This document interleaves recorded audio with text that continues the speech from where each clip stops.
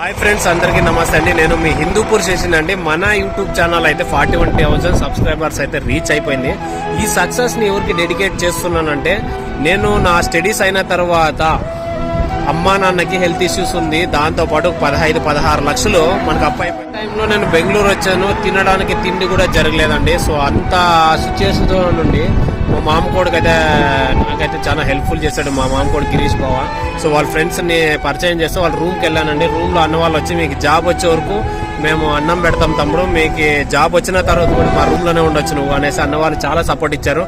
మన లైఫ్ లో సినిమాలోనే చూసిండొచ్చు మీరు, ఫ్రెండ్స్ లైఫ్ ఇస్తారనేది సినిమాలో చూసిండొచ్చు, కానీ రియల్ లైఫ్ లో నాకు ఫ్రెండ్స్ లైఫ్ ఇచ్చారన్న.